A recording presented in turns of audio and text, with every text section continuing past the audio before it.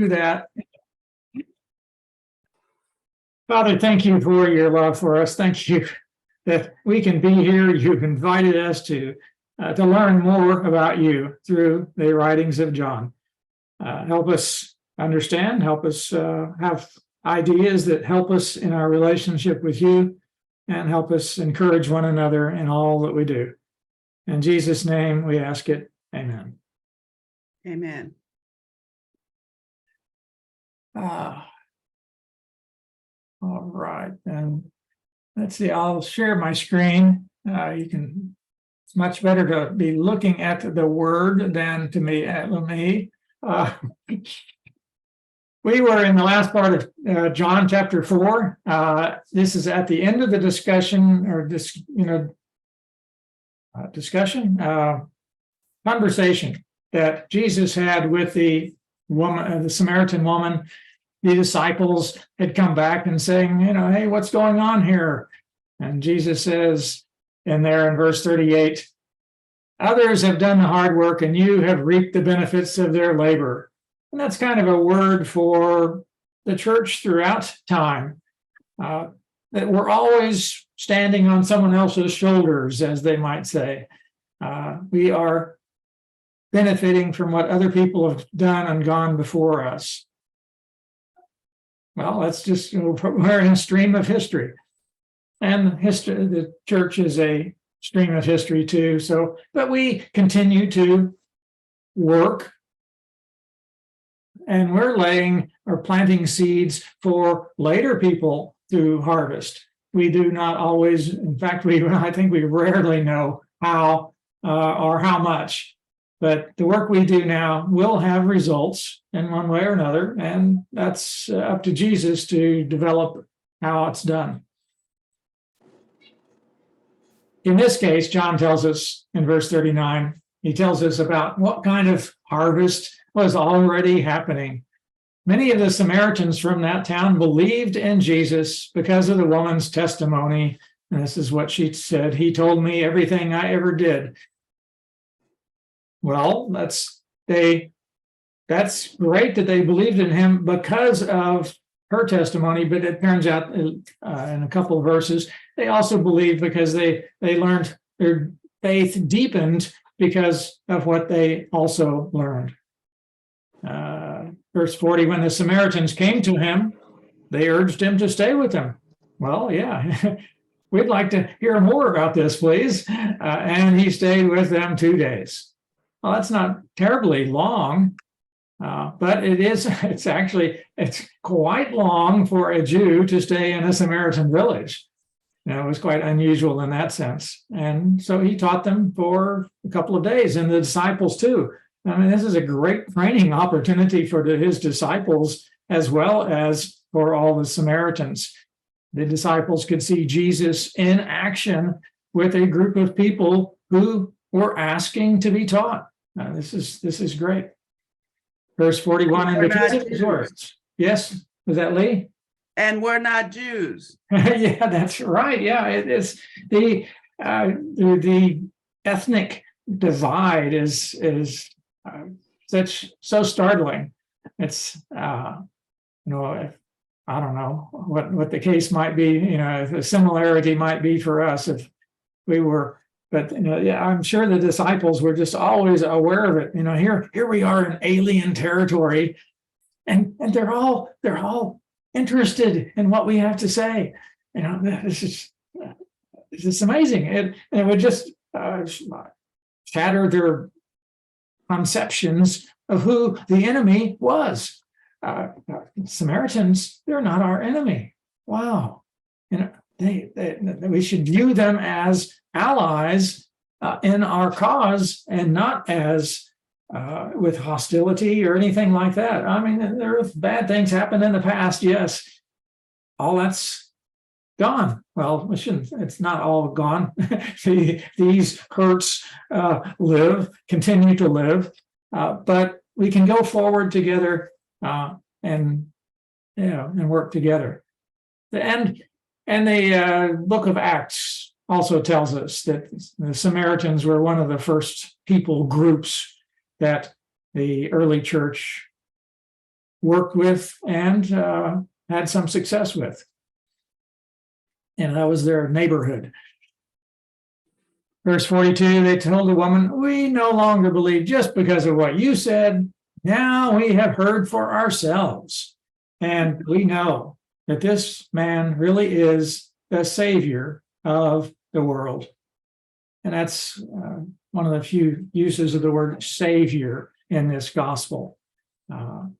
It seems to be a term that they preferred, but they're pointing out here, they're using Savior of the world, not just of the Jews. You know, Jesus had said, well, salvation is of the Jews. That's because he is of the Jews. But the Samaritans are seeing a bigger picture there than the Jewish people tended to. So that's kind of stood out to me. Any observations or comments from you? Yes, that oneness about God's way, that oneness. Yeah. Oh, yeah. He's bringing us all to one, to one fellowship, to one family. Yes, makes me think of Satan's strategy: divide and conquer. Division is automatically a victory for him because that is what he wants that to happen. Yes.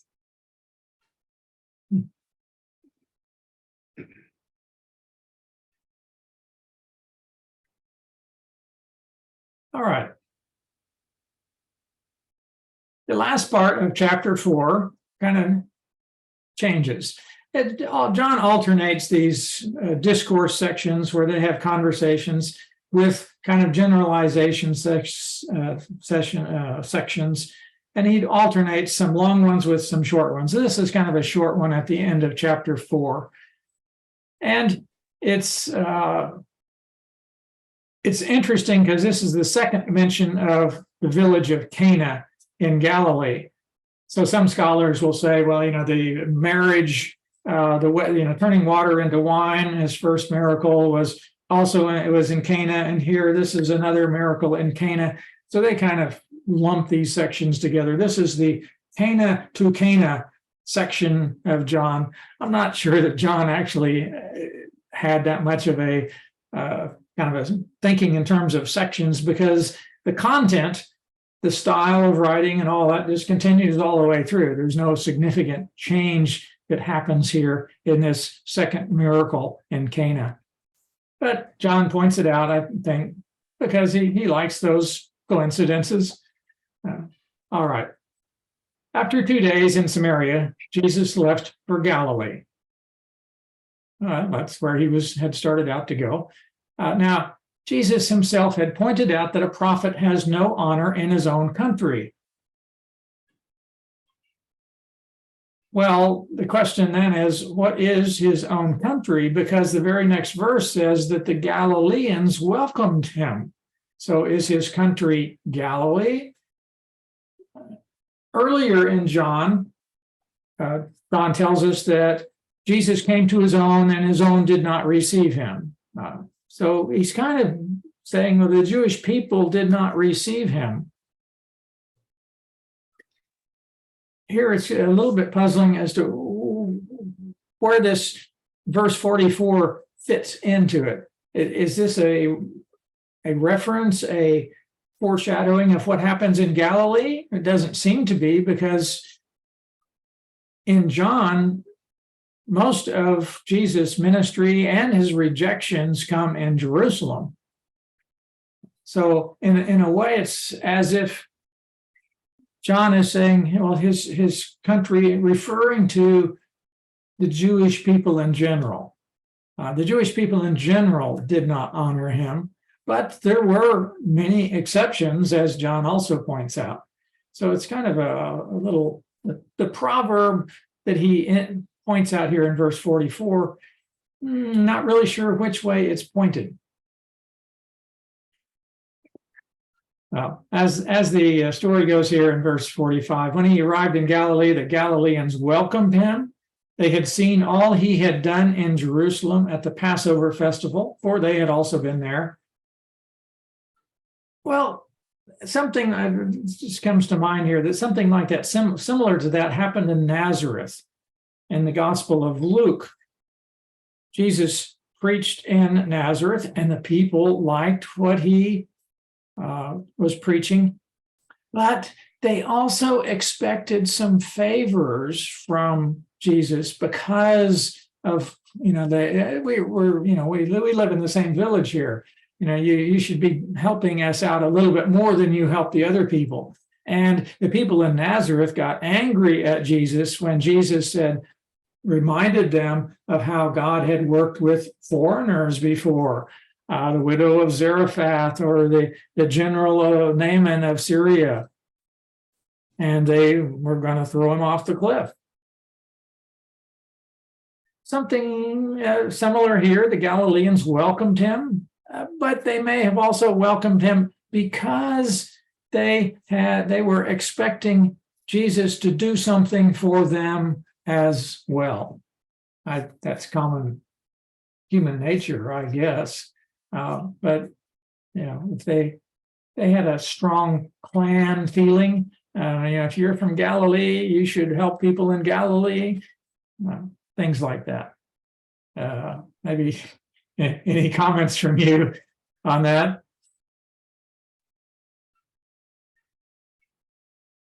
Also, in verse 46, he visited Cana in Galilee.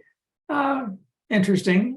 Why did he go there? Well, maybe he had relatives, friends anyway. I've had the friends in the newly married folks, if no one else, where he had turned the water into wine. There was a certain royal official whose son lay sick at Capernaum. Maybe I should have, used a map here. Where is Cana in relation to Capernaum? Well, they're about 20 miles apart. Capernaum is down at the Sea of Galilee. Cana is up in the hills in Galilee. So it takes about a day to go from one to another. So it shows some effort that's taken by this man, this royal official. So the royal official heard, from 20 miles away, Jesus is in Cana, and he takes the initiative of sending somebody to Cana for a one-day's journey to get Jesus. When this man had heard that Jesus had arrived in Galilee from Judea, he went to him and begged him, well, he came himself, to heal his son, who was close to death. And Jesus, verse 48, kind of rebuffs him. You people, unless you see signs and wonders, you will never believe. And then, kind of surprise, literally, there's a surprise that, this official believes before he sees signs and wonders. So it's kind of like a disconnect between what Jesus said and then what actually happened. In some ways, verse 48 is not saying a blanket statement. This is the truth, but Jesus is giving them a challenge. He's not saying that this is the way it's always going to be, but he's also commenting, look, most people don't believe unless they see signs and wonders. Is that what you're waiting for? He's challenging the person to believe without those signs and wonders. At least that's how I'm trying to make sense out of this kind of puzzling disconnect between what he says and then what actually happens. Any suggestions, observations from you on those? I think that was a human response through Jesus Christ. That was his humanity. Yeah. You think he's a little annoyed at the people? Or? He knows what it's like to be human. Well, yeah. And he does know that people are really looking for signs and wonders. Yes. And he knows what it feels like. He knows what it feels like. It seems like every time Jesus was wherever he was, there was a crowd around him. And he talked to the multitudes before that you didn't come here for teaching, you wanted to have a meal in one case. And it's like, you're looking for a thrill. And but that wasn't the case, of course, with this grieving father. So it isn't a blanket statement. And what you said there, it reminded me there too. He's surrounded by a crowd, and what Jesus says in verse 48 is not necessarily said to the man, because Jesus is speaking in the plural. You people. He may be speaking to the crowd. Unless you people, the crowd around here, unless you guys see signs and wonders, you'll never believe. But in contrast, here, this royal official, he has not seen, and yet he believes enough to make this one-day journey up from Capernaum up into the hills to get me. He believes without having seen a sign and miracle. Maybe that contrast is being developed here. It seems like Jesus really values faith. And when he sees faith, he likes to contrast it a little bit, just a little nudge to the crowd about, you folks. I don't know. It seems like that he's impressed with those that do show faith. Yeah, right, exactly. Faith is very important. Although in some cases, the miracle in the next chapter 5, Jesus, the man who was healed shows no faith ahead of time. Jesus just does it. So it can happen in more than one way. But often Jesus will praise a person's faith. That is the response that he's looking for. That is the response that the Gospel of John itself was written to encourage. Faith is important.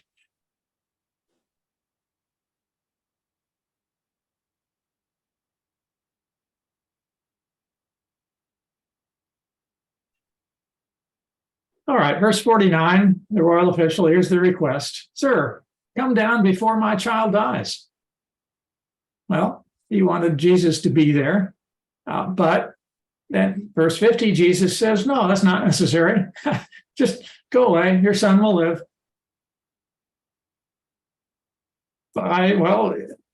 Was he testing the man's faith? In a way he was. He's saying, the man wanted Jesus to be there. The man thought this is the way the healing would occur, that Jesus would come and touch him or, something like that. Jesus requires more faith of the man than the man had already expressed. He's encouraging the man to step up to a new level. That's my guess. He says, yes. I think Yes, Jesus please. saw that the man had the faith to believe, and Yes, he wanted it to come out. right. Yeah, that's a good point. Jesus does know where people are. He knows what's in their thoughts. So he knew that man did have that much faith, but his example here is showing other people how much faith that man did have. Yeah, and as a good example to everybody else. It shows not just the man's faith, but it also shows Jesus' power that he can heal at a distance. Now, not everybody would have seen the confirmation that the man's child was actually healed at the right time, but they would at least see that that's the kind of faith that Jesus wants people to have. And we as readers can see that too, that we don't have to have Jesus physically present with us, that he can heal at a distance, just as a word. I think that the people themselves, those who heard the interchange between them must have really sort of been stunned that the man just said, Jesus says, go, your son will live. And the man said, okay, bye. Yeah. He just simply believed and went. Right. No protest. Yeah. The man took Jesus at his word and departed. Yeah, that's a great example. Okay, if you say so, it's done. Me also, it's about he didn't ask how and why. And that's a Yeah. lot of people, we question that. So it's like, he doesn't ask how or why. He just asked him. Yeah. And he thanks, said, Stephanie. Yeah. yeah. Yeah. No questions. No complaints. Even though Jesus did not directly do what he asked, Jesus was saying, no, I've got something better for you. And so Jesus answered his real prayer and not his verbalized prayer. And what came to mind, excuse me, what came to mind Yes. right here is that in John 11, the healing of Lazarus, or the raising of Lazarus, he did it totally different. I mean, he could have done it from afar. He didn't. He had reasons for that. But it's just interesting to think about the contrast between those two. And we're going to get to that. I'm excited to get to John 11. So slow down. Yeah, you're right. All these stories are different in some way or another. Yeah. Isn't it also true that Galilee was called Galilee of the Gentiles? Yes. That might have also been why Jesus was feeling kind of comfortable, because the area and the faith that maybe he was seeing demonstrated there was just so remarkably different. Yeah. And he had From more Jerusalem, resistance in from Jerusalem. those areas.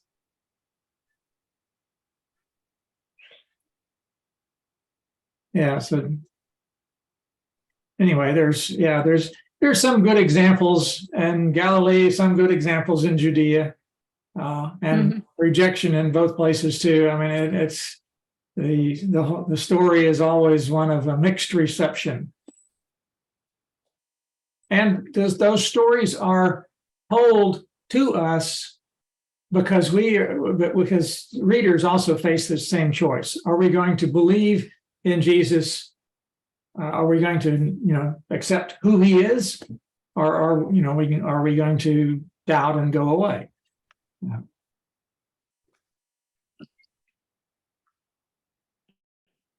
Well, yeah, verse 51. Yeah. Oh, yes. Don't you think that the atmosphere in Galilee of the Gentiles was different from the atmosphere in Judea? Yes and no. There was rejection in Galilee too. They rejected him in Nazareth, but That's true. many of his initial miracles were in Galilee. That's where his ministry started. Yeah. So all of the Gospels give us just a few selections of what he did. And so they could have their own reasons for selecting more acceptance stories from one region than the other, more rejection stories than from one region than another. We don't have a random sampling or any assurance that there's some kind of equality going on there. I think we do get more stories of crowds listening to him in Galilee, where Jesus is teaching, and he goes up a certain place and crowds gather around. That's where the miracles of the multiplying loaves and fishes happen, because there were so many people following him. But it was also at the same place, which is kind of puzzling too, where Jesus said, I always speak to them in parables. And, I don't tell them the real meaning. I tell only the disciples the real meaning. That's another puzzling statement of Jesus that is in one of the other Gospels. So yeah, there are challenges that happened in every place. Whether it was one more than another, I'm not sure. Galilee of the Gentiles, it was called Galilee of the Gentiles, even though many Jews lived there. The Gentiles lived more in the Decapolis. That was definitely a Gentile region. The name of the region, Galilee of the Gentiles, was more of a historical one than a current one, current truth. Galilee used to be run by Gentiles. In fact, at one point, there were no Jews living in Galilee at all. And to the time of the Maccabees, when the Maccabees were, they expanded, but in the early stage there, they removed all the Jews from Galilee, told them to move to Jerusalem. Later, as they got more power, then they resettled Galilee with more Jews. So the area had gone back and forth in terms of who it belonged to. But there was some rivalry between the Judeans and the Galileans, that the Galileans were not quite as holy as the Judeans were. I think that's kind of why I'm saying what I'm saying. Yeah. That they were, when they listened to Jesus and they came out in crowds, that there were receptive groups there. Yeah. It was a more comfortable area, in essence, for Jesus to be in. Yeah, if they had, if they were despised, a group that is despised might be more responsive to somebody who accepts them as they are, and kind of legitimates them. Yes, you people are holy. You are the chosen of God. And that would encourage a response. Mm-hmm.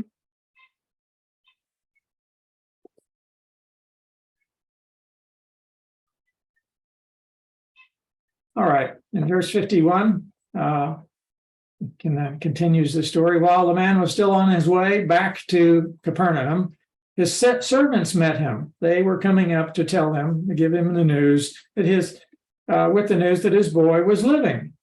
So as soon as, it must have been a dramatic improvement in the boy for them to say, hey, go get the official. He doesn't have to bother Jesus because the child is healthy now. Verse 52, when the official inquired as to the time when his son got better, they told him, yesterday at 1 PM, the fever left him. So that, verse 53, the father realized that this was the exact time at which Jesus had said to him, your son will live. I was just trying to do a little bit of math there. If it's 1 PM when Jesus said this, and the man then left, he's got 20 miles to travel on foot, presumably. So he would have had to stay the night somewhere before he got back home, I think. So anyway, it's just part of the effort that he had gone to reach Jesus. He had faith in Jesus in order to do that. Well, the result there, verse 53 says, so he and his whole household believed. That's a kind of a theme that we see in the book of Acts too. Whenever the head of the household comes to faith, the whole household follows suit. So John kind of summarizes there at the end of the chapter. This was the second sign Jesus performed after coming from Judea to Galilee. So kind of closes one story and then he can start another. And that's why they put the chapter break there.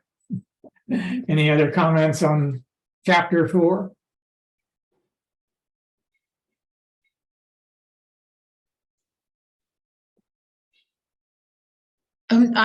I do have one comment. Can you go up a little bit? Yes, When Kathleen. the Hmm. when the servants came to meet the man, Yes. the man took Jesus. I say, while he was still on his way, a servant met him with the news. It doesn't mention what time. He could have left right away at 1 p.m. to go back home, and the servants met in the middle of the night. I mean, Yeah. he could have stayed. It's either way. It's interesting that they would even meet each other in the middle. How did they meet without a cell phone? Well, there's one road, but my thought is, as someone who seems so concerned and went such a long way. I mean, we don't know because we only have what we have, but such a long way. If I knew that he said he lives, I don't know that I could sleep. I don't know that I wouldn't just start walking. And 5 miles per hour, walking 5 miles per hour, you're talking 4 hours for 20 miles. That's even if you're doing walk. So, okay. Well, okay, 3 miles per hour, which is longer. But I just was wondering what it had said before, because you had it off the page. Did he sleep somewhere? So Yeah. We don't know. Yeah, you're right. It would be hard to sleep. He would want to get home if he could. And his servants didn't know anything, and they were so excited that something occurred at 1 p.m. They could have headed straight off. So it was just interesting. Yeah. So they met somewhere in the middle, I guess. Well, I'm sure. Before that evening. Yeah. It was just interesting. Thank you. Yeah. You can go in depth so much on just a few verses. Thank you. Trying to put ourselves into the situation. Yeah. I'd be excited to get back, but that's no.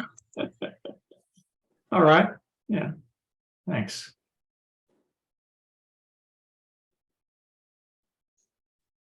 All right. Chapter 5, the healing at the pool. Mike, Oh, yes, June. it's a quick question. It says the second miracle after coming out of Judea. What's the first one? Well, what's the first one? That is a good question. I was hoping nobody asked that. Sorry. Yeah, it's he just came back. It doesn't really point that out, does it? And I've forgotten what the commentaries say on that. The second sign that Jesus performed. Maybe we should have a comma there. This was the second sign Jesus performed. Wasn't it water to wine?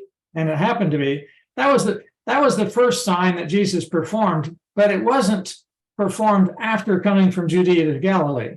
So the question is, where does that subordinate clause come in there? Is it restrictive or non-restrictive? Is there a comma there or not? If we put a comma there, then maybe it makes more sense. This was the second sign Jesus performed. And it was performed after he came back from Judea to Galilee. So that's one way of understanding a sentence. I don't know if you heard, but someone had commented the water to wine. Yes. Yeah, that would be the first. That would be the first miracle, but that miracle was not performed after coming from Judea to Galilee. Okay, got it. All right. Thank you. So that's just kind of the question is, how do we put this in verse 54, that subordinate clause?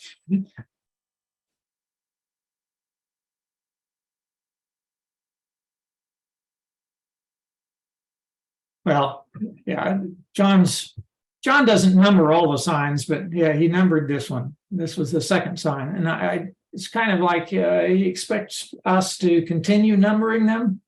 But it's difficult for us to number them, really, because there are miracles there are miracles vary in how overt they are. And as we've noted, that Jesus can already have miraculous knowledge that can be very impressive for the people involved, but they don't seem to be counted as signs for the general public. And if we count up the signs, in John, there are 7, which people really, love that particular number. But we can continue counting. There are other miracles in John past that 7. There's 7 of them before Jesus' crucifixion, but then there is also the resurrection after the crucifixion. That could be counted the 8th. And then there is the miraculous catch of 153 fish in the last chapter, and that could be another sign. So the numbering, 7, 8, 9, you can take your pick. Mike, one thing, Yes. but when he just before, or seemingly not much before, when he met with the Samaritans and he told the woman everything she ever did, I would say that was a sign of sorts. They the people who heard it took it Yes. as, this is a sign of a prophet. So You're right. Although, I think the commentators who count the number of signs don't include that one. They're not. Maybe they're too stingy. They're too anxious to get that number 7. They could have 10. That's another good number. If they could have 10 if they included that one. I think miraculous signs permeate the story.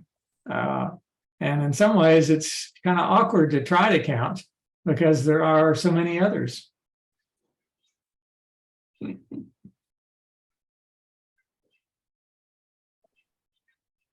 Even John said, I think it was John, at the end of the book, that if I told everything, there wouldn't be enough books in the world, like exaggeration there probably, but still, he says he's not telling us everything. Yeah, that's right. Oh, yeah, it just one scroll could only be so big.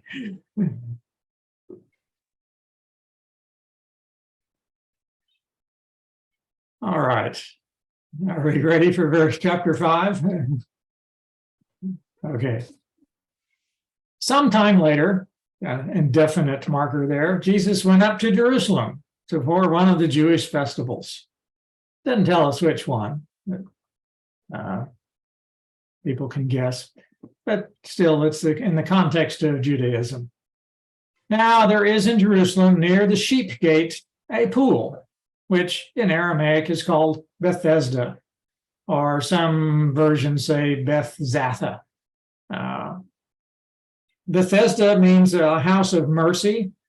And so some think that, well, maybe they altered the name to suit the occasion. Jesus was showing mercy, and so they kind of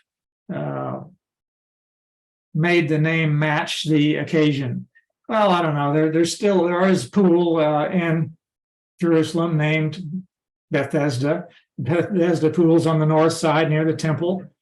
And I was thinking that would actually be a good location for a gate to be named the Sheep Gate, because that is one of the few areas where the Temple Mount is at the same level as the terrain around it. So you could actually, drive a flock of sheep along there. They wouldn't have to go up steps or anything like that to the Temple Mount. So it would make sense to bring sheep in at the north end of the temple area. Whether that's so or not, I don't know. That's just my own speculation as to where a gate named Sheep might be. As I think the commentator said, we really don't know, but that's my theory there. So I think it matches up with the pool of Bethesda being on the north side. In the 18th century, scholars kind of scoffed at this idea that there were 5 covered colonnades, but they did discover, the archaeologist dug, And it's amazingly how far down they had to dig to find this thing. But it's basically two pools with, and it could have had colonnades on the four sides and a fifth colonnade in the middle in between the two pools. So they said, well, yeah, okay, there is a pool with 5 colonnades. So the fact that we don't have archaeological confirmation of some things just means, well, we haven't found it yet. Might actually be there, lying under 20 feet of rubble. Just hasn't been dug up yet because there's a highway on top of it. It's tough to do archaeology in Israel because it is so densely populated. But every time they want to build a new road or building, they have to do a quickie archaeological excavation to see if there might be anything there. And if there's something there, then they will have what they call a salvage operation, where they just do a really quick and dirty archaeological study to try to, find things, major things. They're not sifting all the dirt and things like that they would do in a careful excavation. And at least in one case, what they found was so significant that they held up the whole project for 10 years in order to be able to conduct a decent archaeological excavation of a major area. And, well, Israel is just filled with unexcavated archaeological sites. They know there's something there, but they haven't dug them up yet. There's just so many.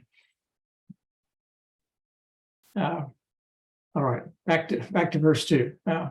This pool was called Bethesda, surrounded by 5 covered colonnades. Here, verse 3, a great number of disabled people used to lie, the blind, the lame, the paralyzed. And there, the NIV skips from verse 3 to verse 5, and it has a little footnote there. 4 is missing. And some of the, not the oldest manuscripts, but some of the fairly old manuscripts kind of explain there that there is a legend that an angel would disturb the water, and whoever touched the water first would be healed. Something like that legend is kind of implied in verse 7, where the lame man says, I have no one to help me into the pool when the water is stirred. So they think that some of the early scribes kind of filled in the historical background by adding verse 4 in there with this legend of an angel stirring the water. Might have been an angel, but it's probably more likely just some natural fluctuation in the spring that fed the pool. And apparently people were healed.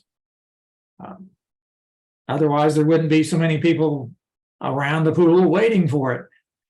They didn't have any other hope to be healed, so they stayed near where there was at least some hope. Verse 5, one person who had been there had been an invalid for 38 years. And one commentator points out that is longer than the average lifespan of people at the time. He had been there a long time. Verse 6, when Jesus saw him lying there and learned that he had been, or could also be translated as he knew that he had been in this condition a long time, he asked him, do you want to get well? That's an interesting question. And commentators go in different directions with that. Why did Jesus ask him? Is the idea, you've been an invalid for so long, it's going to require massive change for you. Is that what you really want? Or are you willing to cope with the massive change? And others say, that's psychologizing too much. It's just a simple question. Hey, would you like to be healed? There were lots of people who had various infirmities around the pool. Jesus walked by most of them, I guess, but he offered something to this man. He says, "Hey, would you like something?" It doesn't have to be a loaded question. It could be a simple one, just to get his attention. I don't know. What do you folks think about that? What kind of question is this? Jesus sometimes asks scripted questions. It's on my to-do list. It's been on there for quite a while, just to make a list of all the questions that Jesus asks, because the Gospels have a lot of questions from Jesus. Oh, this is one of them. Do you want to get well? What do you think?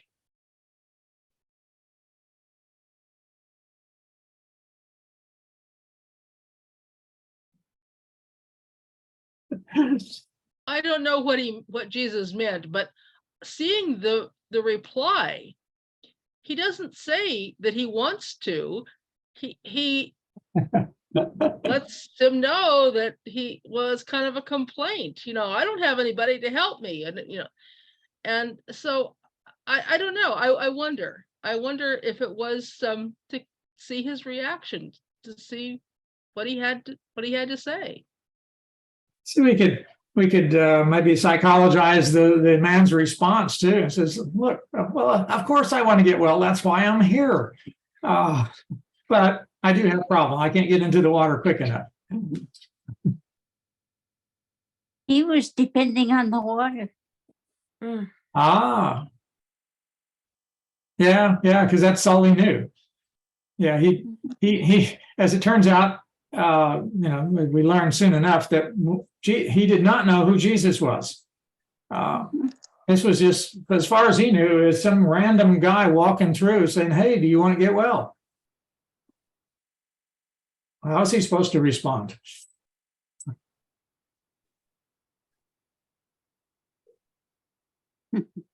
Maybe he's saying, "Sir, could you help me? Could you help me get into the water?" This is. He didn't even expect Jesus to help him. Do you? Yeah, he didn't know. As far as he could see, he just needed help getting in the water. So, are you going to help me do that?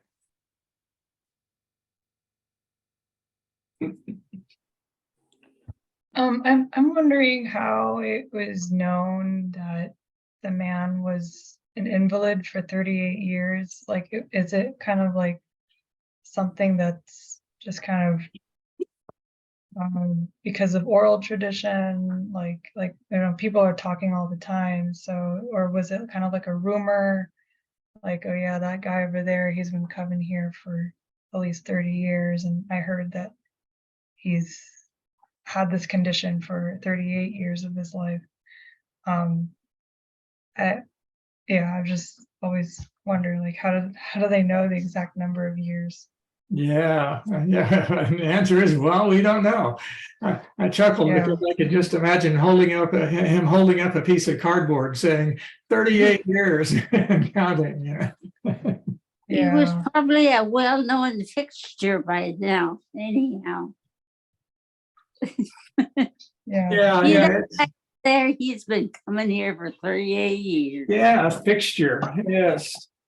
Yeah, and they would date things. He's been here ever since so and so was high priest, or however they wanted to calculate the passage of time. There could have been legends in the area. Yeah, everybody would have known him.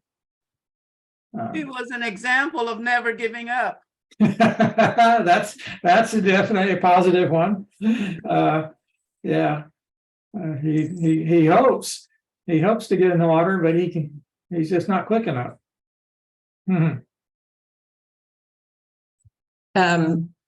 I'm sort of looking at it in a different way of what was happening then, as to bringing it into my world, and if anyone's world, but my world of, we all might have things that we're always working on. We're always working on this. This is this. This is this. Do you want to get well? But here also the man's answer was he was relying on possibly someone to help him. So we can complain that we're not doing anything because no one's there to help us. But really, it's just about Jesus. Is he in my life to help me get well? And it's just relying on that faith. You don't need water. It's not that you can't have someone else in your life, but you don't need someone to help you in the pool. Jesus is there with me, for me. Do you want to get well? And do you want to give up whatever it is that you're continuing to hold on to? Sort of how I was seeing. More not like what was happening, how can I relate that to now? Yeah, John includes these details, and because he's John, we might look for some spiritual significance in these details. Yeah, and so you're kind of probing perhaps a spiritual significance in the way the man answers. John didn't have to include this. Yeah, so Right. he's telling us something. Yeah. So what is it? What? Yeah. How do we learn? Are we looking for somebody to fix our problems when what we really need is Jesus? Yes.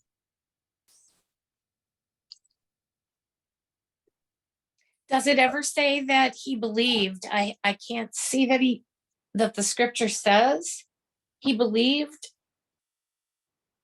That's an interesting point. We'll have to watch for that as we go further in there. Once he finds out who it was, and then he finds out who it was, and he kind of turns Jesus into the authorities. Yeah, so that's not a very positive sign. Yeah, so that might be that's a very good question. Is this kind of a counter example? Does Jesus give spiritual benefits to people who don't respond to them? Well, yeah. Well, it sounds like the man, as soon as Jesus told him to get up and pick up your mat and walk, and once the man was cured and he picked up his mat and walked, it sounds like no quibbling at that point. There was, whatever it was, he didn't wait very long before he at least believed that Jesus did something. That the order to get up and pick up your mat and walk meant something. It was something important. Yeah, I would guess that he felt a difference in himself, his legs, that he then knew that he was able to do it.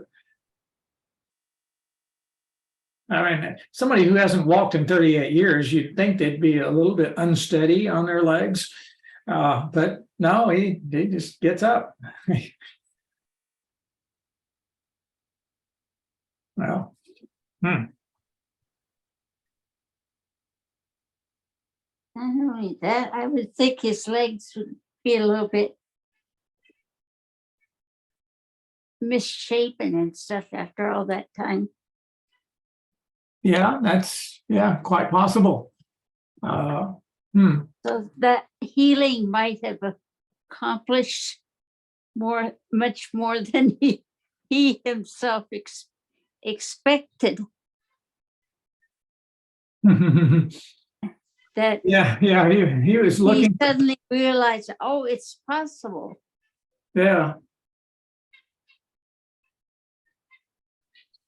But he never asked a question. He never. No, he didn't ask for healing. No, he never asked for healing. Yeah. He never said he was interested in being healed. He was only interested in being put in the water. Like John is giving him as a counter example of not the best way to respond. Yeah. The man must have wanted to be healed, or he wouldn't have been there, though. Yeah, right.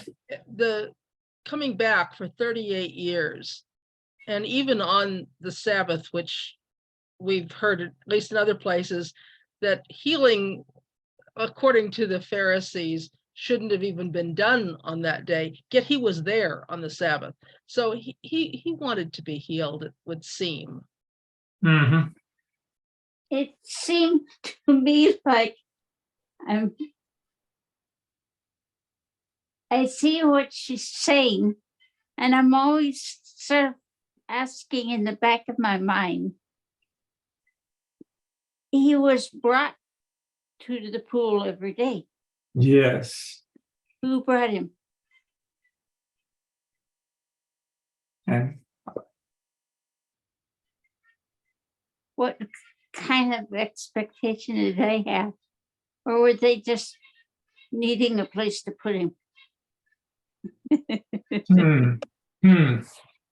Yeah. The fact that he, can you hear me? Yes. The fact that he was trying to get in and someone always got ahead of him showed that he really wanted to be healed, because he kept trying to get in, but somebody always beat him to it. Yeah. Yeah. That's.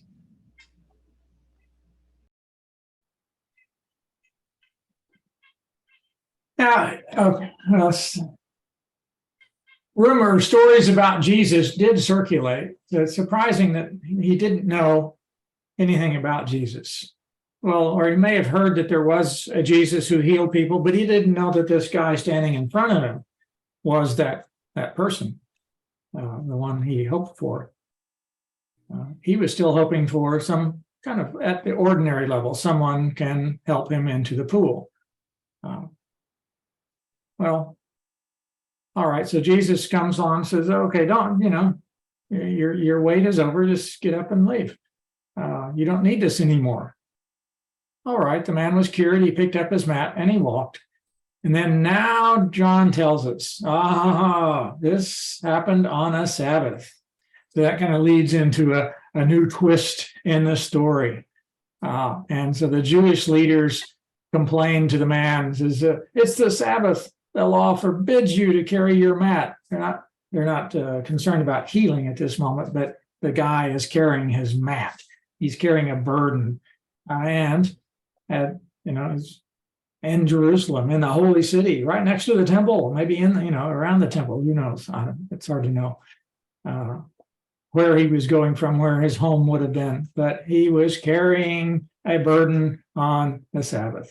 But Jesus is saying, hey, you don't need to leave your mat here. You're not going to need it here anymore. This is not where you're going to be sleeping from now on. So pick it up.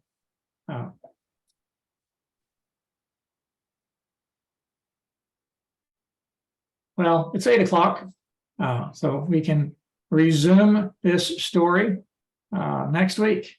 All right. Okay. Sounds good. Thank you. All Time right. flies. Yeah. Thank you so much.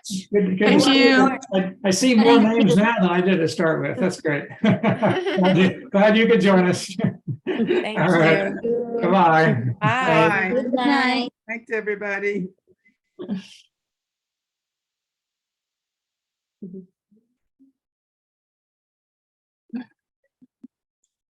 All right. Bye. Better